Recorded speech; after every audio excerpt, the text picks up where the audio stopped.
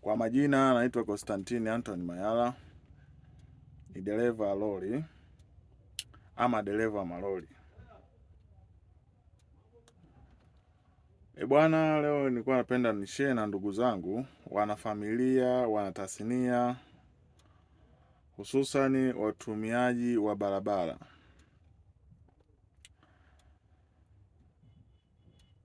Na hili nikiwalenga sana madereva wa gari ndogo, iwe private car, iwe gari ya viongozi, iwe gari ya umma.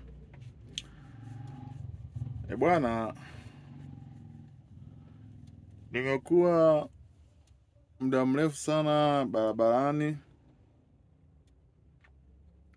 nikihudumu katika ngazi ya usafirishaji, lakini pia nimekuwa nikishuhudia mambo mengi zikiwemo ajali.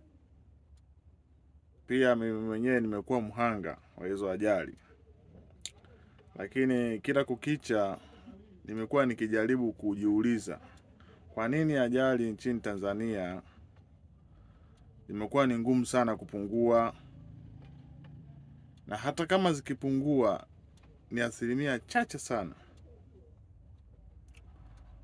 Na ukiangalia atmosphere ya barabara zetu si mbaya sana kusema kwamba tuko kwenye wimbi la changamoto labda barabara zenye milima, hapana. That's why kuna vitu nimekuja kujiuliza, nimepata jibu japo kidogo. Nikianza na ndugu zetu wanaoendesha viongozi ama wanaoendesha private car, kwa maana gari ndogo, wamekuwa sio wastaarabu wanapokuwa barabarani. Wamekuwa sio wastaarabu sana, sio watu wa kuzingatia sheria. Wamekuwa ni watu hata wakifanya overtake mahala ambapo pastahili, hali ya kuwa wanajua kabisa kwamba wanaona mbele wanakuja kukutana na gari.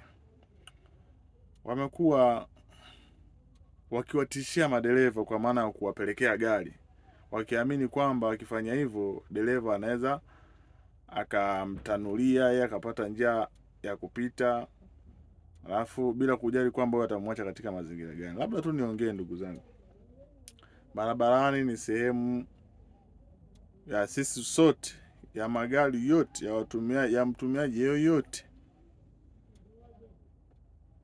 kuwa ana haki ya kuwa safe. Tusifanye kazi ama tusiendeshe magari kwa kukomoana. Tuendesheni magari kwa kulinda uhai wa